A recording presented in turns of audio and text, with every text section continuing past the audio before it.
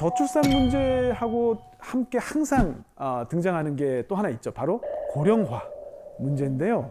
제가 아는 그 일본의 어떤 중소기업의 사장님이 90대가 넘으셨는데요. 후계자를 찾다가 이번에 찾았습니다. 근데 후계자가 70대. 전체 인구의 20%가 65세 이상이 되면 우리가 이제 초고령 사회라고 하는데요. 우리나라는 이제 내년에 바로 이 초고령 사회에 이제 진입을 하고요. 일본은 이미 이제 2007년에 이 초고령 사회에 진입을 했습니다. 작년, 그러니까 2023년에 공표된 전체 인구 대비 고령자 비율을 보면 일본은 30%에 육박합니다. 3명 중에 1명꼴로 고령자인 셈이죠. 그래서 이 일본에는 우리나라에서는 보기 힘든 특별한 광고가 실리기도 하는데요. 주인공은 안자키 사토루라는 대기업 사장을 하시다가 이제 정년 퇴임하신 분인데, 이분은 이제 온몸에 암이 이미 전이가 돼서 수술이 불가능한 상황이 생겼어요. 아이고야. 그래서 생전 장례식을 지금 광고하는 거예요. 그래서 내 장례식에 좀 와다오 해서 사람들을 초청하는 내용인데요. 이 본인의 장례식장에 1000명 정도가 방문을 했습니다. 그래서 이제 직접 편지도 전달하고 휠체어 타고 이제 모든 테이블을 돌면서 인사도 하고요. 그리고 이제 6개월 뒤에 81의 나이로 생을 마감했습니다. 이런 이제 안자키 사토루 씨가 보여준 이런 행동은 일본 고령층 사이 요즘 유행하는 슈카츠 종활이라는 건데요. 이게 노인들이 스스로 하는 마지막을 준비하는 활동, 종활이라고 합니다. 아, 종활. 그래서 이제 일본에 이렇게 노인들을 위한 뭐 문화, 산업 이런 것들도 많이 있는데, 당연히 이제 고령 사회에는 어두운 이면도 많이 있습니다. 대표적으로 고령 사회의 그 어두운 이면 어떤 게 있을까요? 그 뉴스에서 계속 하는 문제가 있는데 80, 50 문제라고 하는 게 되게 큰 것 같아요. 그게 뭐냐면 80살 부모님이 그 50살 자식, 아들이 히키코모리 아들이를 돌봐주는 거, 집에서. 오. 예전에는 70, 40였어요.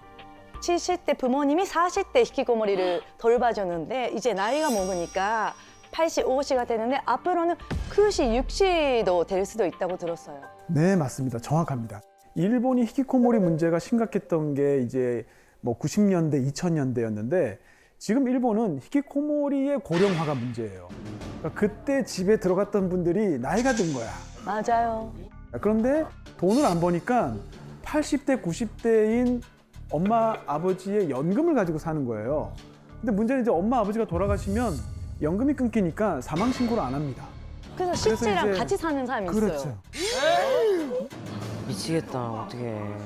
그래서 집에 이제 이 생존 활동이 없어서 문을 따고 들어가 보면 이렇게 미라화돼 있는 아이고. 시체와 함께 뭐 발각이 되고 이런 경우 많거든요. 와. 아, 무서워라. 그런데 그것뿐만이 아니고 지금 일본에는 또 한 가지 문제가 바로 이 세대 간의 격차 문제인데요. 일본은 전 세계에서 민간이 가장 큰 규모의 금융자산을 가지고 있는 것으로도 유명합니다. 이 금융자산의 70%를 60대 이상 고령자분들이 다 가지고 있어요. 그리고 주식 투자하는 사람의 80% 이상도 다 60대입니다. 그러니까 젊은 사람은 또 그렇게까지 주식 투자를 안 하죠. 이 후생노동성 발표에 따르면 경제적 걱정이 없는 65세 이상 노인이 한 68.5% 정도 된다고 합니다. 그렇게 높아? 그래서 이제 그 평균에 해당하는 분의 실제 자산을 살펴보면은 이렇게 돼 있습니다, 지금. 저축이 지금 한 2억 원 있고요. 후생연금으로 월 한 130만 원 정도 받고, 그 다음에 이제 와이프, 아내가 이제 국민연금으로 한 50만 원 정도 받죠. 그 다음에 매달 지출하는 게 한 220만 원. 그러니까 수입보다 지출이 한 50만 원 정도 많긴 한데 그만큼 저축이 또 있기 때문에 불편한 건 없습니다. 그런데 문제는 고령자분들이 가지고 있는 금융자산의 대부분이 현금이나 예금이에요. 금리도 낮은데 은행에 그냥 넣어둡니다.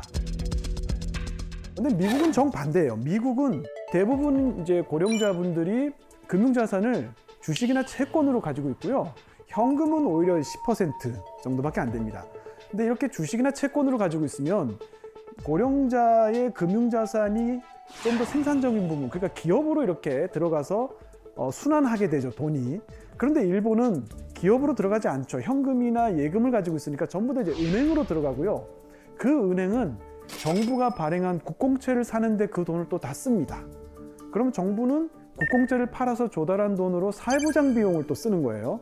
그러니까 이게 재밌는 게 노인분들이 자기 돈을 예금해가지고 정부를 통해서 사회보장 비용으로 급부를 받는, 자기 돈으로 지금 사회보장을 받는 지금 이런 시스템인 거예요. 반면에 한국의 고령자는 반대의 문제를 좀 가지고 있습니다. 선진국 중에서 노인 빈곤율이 가장 높은 나라가 바로 한국입니다. 이 OECD 회원국 중에서 이 노인 빈곤율이 우리나라가 제일 높거든요.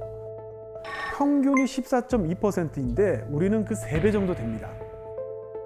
특히 연령별로 보면 66세부터 75세 노인 빈곤율은 한 31.4%로 그나마 양호한데 76세 이상 정말 나이가 많으신 분들은 52%, 그러니까 2명 중에 1명이 빈곤층이에요. 그러니까 나이가 많아질수록 빈곤 문제가 더 심각해지고 있는 거죠. 그리고 여러분도 아시지만 우리나라 노인분들 대부분 자산을 뭘로 가지고 있죠? 집. 그렇죠. 부동산. 아파트 한 채가 답니다. 현금 유동성이 굉장히 떨어지죠. 나중에 부동산 가격이 만약에 떨어지거나 아니면 팔려고 해도 사줄 사람이 없으면 이거 정말 큰 문제가 되는 겁니다. 그래서 이게 정말 우리나라의 어떤 시한폭탄 같은 그런 문제고요.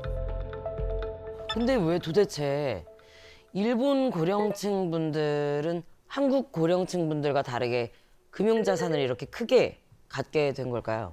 그거는 이제 일본어로 하면 이제 니게키레타 고레샤 이런 말이 있습니다. 이게 뭐냐면 치고 빠지는데 성공한 고령자. 치고 빠지기.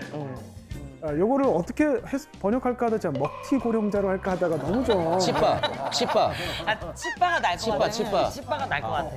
지금 이 일본의 고령층은 고도 성장기를 경험했잖아요.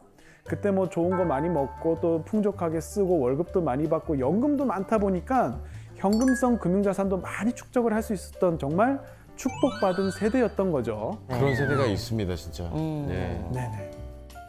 그런데 우리가 보통 저출산 고령화 이렇게 얘기하잖아요. 그래서 우리나라에도 저출산 고령화 사회 위원회가 있는데 생각해 보시면 저출산하고 고령화는 전혀 결이 다른 문제예요. 왜요? 저출산 고령화는 우리가 아이를 왜 낳아야 되냐 그러면 노동력 재생산을 위해서 낳아야 됩니다. 이 답변밖에 안 되거든요. 아이를 좀 낳으세요. 우리나라 노동력이 부족합니다. 이러면 누가 낳겠어요? 그렇죠. 그래서 저출산 문제하고 고령화 문제를 떼서 생각해야 될 필요가 있습니다. 실제로 일본은요, 30년 동안 저출산 정책을 해보니까 이게 고령화랑 붙여서는 도저히 해결이 안 된다는 걸 알았어요. 그래서 일본은 그 문제를 분리해서 생각하기 시작했고요. 작년에 어린이 가정청이라는 걸 만들었습니다. 그러니까 고령화랑 상관없이 저출산 문제에만 집중하겠다는 거고요. 아이가 행복할 수 있는 사회를 어떻게 하면 만들 수 있을까? 이런 관점에서 접근을 하고 있습니다. 그리고 한 가지 더 있습니다. 일본이 한 30년 해보니까 이 출산이라는 게 소득이랑 굉장히 깊은 관계를 맺고 있구나 이걸 알게 됐습니다. 그래서 우리가 뭐 어린이 수당, 일본에서 이제 고도모 테아테라고 어린이 수당 이런 거 주거든요. 그런데 여러 가지 일본이 실험을 해보니까 어린이 수당 줘서는 아이를 낳지 않아요. 일시적이잖아요. 맞아요. 태어날 때 뭐 1,000만 원, 5천만 원, 물론 큰 돈입니다만 앞으로 드는 비용을 생각하면 저도 아이가 둘이지만 계산을 밤에 이렇게 해보면 답이 안 나옵니다. 맞아요. 그래서 이제 임시소득이 아니고 항상소득이 늘어나야 되는데 그거는 일자리죠. 최고의 복지가 사실은 일자리인 거예요. 쉽게 예를 들어서 우리가 엄마들이 아이들을 학교 보내고 한 3시간, 4시간이라도 파트타임으로 일할 수 있는 직장이 있는 게 사실은 아이를 키우고 뭐 이렇게 양육하는 데 훨씬 도움이 되죠. 맞아요. 일본은 저출산 정책이 실패했다는 걸 받아들였습니다. 인구가 줄어든다는 건 인정했어요. 다만 어떻게 하면 감소 속도를 늦출까? 연착륙시키는 방법이 뭘까를 고민했습니다. 그래서 일하는 사람을 늘려서 노동력 부족에 대비해야 되겠다라고 생각을 해서 일단 전업주부들이 전부 다 일할 수 있도록 시장을 만들었습니다. 그래서 일본에 여행 가시면 슈퍼마켓에서 계산대에서 일하시는 분들, 이런 분들은 다 이제 전업주부인데 파트타임으로 일하고 계신 분들 많고요. 그다음에 일본은 또 외국인 노동력을 굉장히 많이 받아들였습니다. 맞아. 그리고 일본은 정년을요 70세로 연장했습니다. 본인이 원하면 70세까지 일할 수 있어요. 그러니까 70세가 돼서 사업을 물려받을 수 있는 거죠. 근데 그건 되게 괜찮은 것 같아요. 우리나라는 좀 빠르잖아요. 너무 빨라요. 아니 딱 보면은 되게 정정하신데 일을 갑자기 그만두시게 되셔가지고 오히려 그런 분들이 더 크게 무너지고 막 그러시더라고요. 맞습니다. 네, 제가 이제 대학교에서 처음에 부임했을 때는 정년하시는 분들이 엄청 할아버지 같았어요. 근데 요즘에는 이제 정말 형님 같으신 분들이 이 교수 나 정년해. 그래서 아니 형, 아니 왜 이제 아직 일할 일이 남았는데 왜 정년한다 그래요? 그래서 그런 분들이 이제 정년하시니까 정말 우리도 이제 정년 연장을 고민해야 될 때가 됐고요. 맞아요. 이렇게 인구는 줄지만 어떻게 하면 일하는 인구를 늘릴 수 있을까를 이제 계속 고민하고 있는 게 지금 이제 일본이고요. 최근에 이제 우리도 좋은 일자리를 만드는 게 최고의 복지다라고 하는 데는 컨센서스가 있는 것 같아요. 그래서 앞으로 이제 관련 정책을 많이 만들고 있다고 하니까 좀 지켜봐야 되겠습니다. 고령화 저출산 이야기를 했습니다만 사실 이제 최근에 이거보다 더 많이 받는 질문이 있습니다. 거의 뭐 하루 걸러 한 번씩 받는 질문이 한국이 25년 만에 일본한테 경제 성장률로 뒤졌다는데, 역전됐다는데 일본이 정말 부활하는 거냐? 아니면 한국이 침체하는 거냐? 너무 궁금한데요? 그렇죠. 실제로도 이제 일본 경제가 많이 달라지고 있습니다. 가장 대표적으로 이야기되는 게 이제 빅맥, 맥도날드의 빅맥 가격인데요. 우리나라는 이제 1990년에 빅맥 가격이 2,100원 했어요. 그러다가 지금 5,500원까지 올랐습니다. 30년 동안 3,400원이 올랐는데 일본은 요 30년 동안 1,000원 정도 올랐습니다. 그런데 거의 30년 가까이 변화 없다가 최근 2, 3년 동안 1,000원이 올랐습니다. 빅맥뿐만이 아니고 스시 같은 경우에 어떤 집에서는 38년 만에 이 스시 한 접시 가격을 40엔 인상했다고 해서 뉴스에 나왔고요. 최저임금을 보면 2011년에 737엔 정도였는데 지금 1,004엔, 36% 상승했습니다. 일본에 이제 이런 변화가 일어난 거는 확실한데요. 이걸 이제 우리가 어떻게 해석을 해야 될까 생각해 봐야 될 필요가 있습니다. 사람들이 일본 경제는 잃어버린 30년이다 이렇게 얘기하고 40년이야 40년 이렇게 얘기하시는 분도 있고 뭐 잃어버린 100년 가자 뭐 이렇게 100년 가자. 그렇게 말씀을 많이 하시는데 사실 이제 이 경제 전문가들은 잃어버린 30년이라는 표현은 별로 쓰지 않고요. 한 20년은 확실히 잃어버렸다. 그런데 최근 10년은 회복하는 10년으로 봐야 된다. 이렇게 이야기를 합니다. 왜 그러냐면 첫 번째는 그 경기 순환이라는 게 있죠. 이렇게 화랑과 불황을 이렇게 물결치듯이 가는데 우리가 그걸 번호를 붙이거든요. 첫 번째 순환, 두 번째 순환 이렇게 번호를 붙이는데 일본이 지금 17번째 순환 확장기에 있습니다. 그러니까 경기가 좋은 건 맞죠. 그리고 코로나가 있을 때 전 세계 경제가 굉장히 안 좋았잖아요. 근데 우리는 1년 만에 다시 회복했죠. 근데 일본은 이 회복 속도가 좀 늦어요. 4년 만에 회복했습니다. 그래서 2019년의 수준을 2023년 들어서 회복했거든요. 그래서 이런 것들 종합해 보면 경기 순환적으로는 회복한 게 맞다. 그런데 이것만 가지고는 설명이 안 되는 것들도 있습니다. 일본은 특징이 있습니다. 정년까지 회사를 다닐 수 있는 그 이제 종신고용이라는 것도 있고요. 그 다음에 연공서열임금제도라는 것도 있어요. 이거는 이제 근속연수가 길어지면 승진이나 승급, 임금이 올라가는 시스템이죠. 이게 일본에 언제 생겼냐면 1940년대에 만들어진 겁니다. 제2차 세계대전을 하면서 만든 거예요. 그러니까 일본이 미국하고 태평양 전쟁을 했죠. 그래서 일본 정부의 목표는 뭐였냐면 이 전쟁에서 승리하는 게 목표였어요. 당연히 전쟁 승리가 목표인데 기업들은 전쟁 승리가 목표가 아니죠. 이윤 극대화가 목표죠. 뭐 일본 정부가 뭐 전쟁하는 건 모르겠고 우리는 돈이나 벌랜다. 하다 보니까 정부 입장에서 보면 이 기업들이 이런 식의 생각을 해서는 안 된다 이렇게 본 거예요. 그래서 어떻게 했냐? 주주들의 힘을 무력화시키고 경영자 대신에 정부에서 공무원을 파견합니다. 그래서 회사를 경영하게 만들었습니다. 그렇게 하고 통제적인 금융 시스템을 하나 만들어서요. 이제 정부가 은행한테 담당 기업들을 정해주는 거예요. 너는 얘한테 융자해줘. 너는 얘 대출해줘. 이렇게 해서 정부가 은행을 통해서 모든 기업을 통치할 수 있는 시스템을 만들었습니다. 이게 1940년대 만들어졌거든요. 그렇게 하고 나서 정부가 각 기업한테 군수물자를 너는 탱크 생산하고 너는 전투기 몇 대 생산하고 이런 식으로 할당을 막 해주는데 당시 기업들이 어떻게 했냐면 좋은 기술자가 있으면 서로 빼오기 경쟁을 했어요. 돈 더 줄 테니까 일로 와 이렇게 하면서 빼오는 거 있죠. 근데 그걸 하면은 정부가 원하는 전쟁 물자를 만드는 그 시스템이 제대로 돌아가지 않는 거예요. 빨리빨리 원하는 물자를 생산했으면 좋겠는데 기업들이 경쟁하면 이것도 별로 바람직하지 않으니까 정부가 또 나서서 노동자 이동 금지 법으로 딱 정합니다. 그 다음에 움직이는 이유가 뭘까 생각해 보니까 월급인 거예요. 월급이 좀 높으면은 가잖아요. 그래서 월급 동결하고 1년에 딱 한 번만 올릴 수 있게 해놨습니다. 그게 뭐냐면 정기 승급, 호봉, 1호봉 올라갈 때 모두가 똑같이 월급이 올라가는 거예요. 와. 이렇게 해서 1940년대 만든 시스템이 장기 고용하고 연공 서열 임금 제도가 된 거예요. 그런데 이게 일본의 고도 성장기에 굉장히 어떤 힘을 발휘하면서 일본의 고도 성장을 이제 이끌었죠.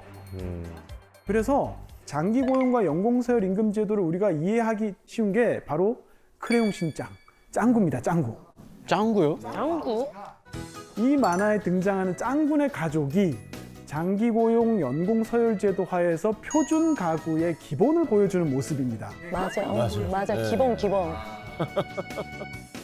일본에는 표준 가구라는 게 있습니다. 이게 뭐냐면 아빠는 연수입 600만 엔 정도의 정규직 남성 노동자이고 엄마는 무조건 전업주부. 그 다음에 아이는 둘 있어야 돼요. 짱구 있고 짱아 있잖아요. 네, 둘이에요. 이게 이제 일본에서 세금 제도를 만들거나 사회보장 제도를 고려할 때 계산하는 표준 가구입니다.